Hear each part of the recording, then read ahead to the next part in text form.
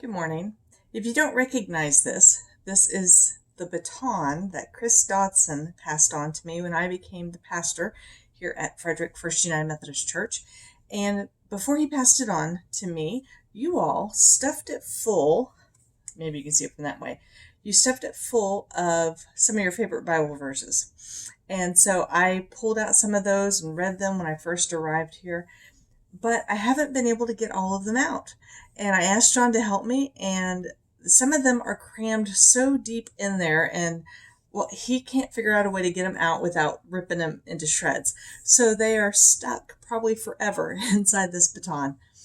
But I was looking at this today, and I was remembering that it was almost exactly 2 years ago when I became your pastor, and I am so thankful to God that He sent me here to be in ministry with you.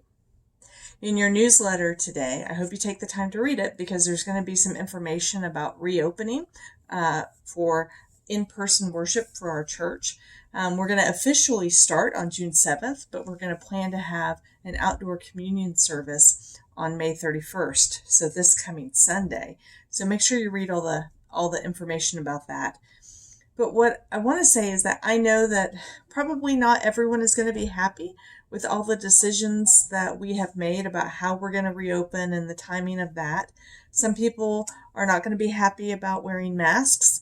And to be honest, I don't know that there was a way to keep everybody happy through this. But ultimately, the reopening task force and me, we have tried really hard to pray and to listen to God through this, to look at the science, to listen to the CDC recommendations, to listen to what our bishop is saying about how churches should reopen here in Oklahoma. And so we are doing the best that we can. I heard another pastor say today, if you hear anything from me that is wise and full of the Holy Spirit, then know that that is from God. And if you hear any knuckleheaded stuff, then know that that is all me. And I would agree with that.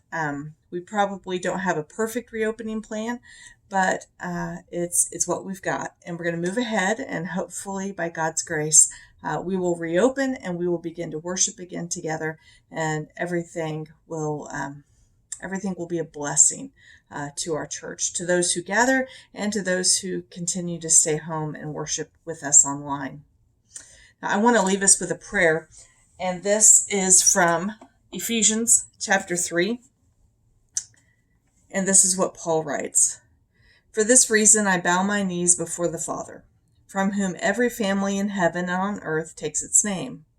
I pray that, according to the riches of his glory, he may grant that you may be strengthened in your inner being with power through his Spirit, and that Christ may dwell in your hearts through faith, as you are being rooted and grounded in love.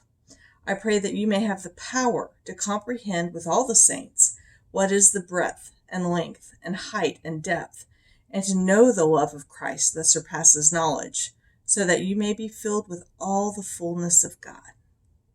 And that is my prayer for all of us as we move into this new normal, abnormal normal for our church.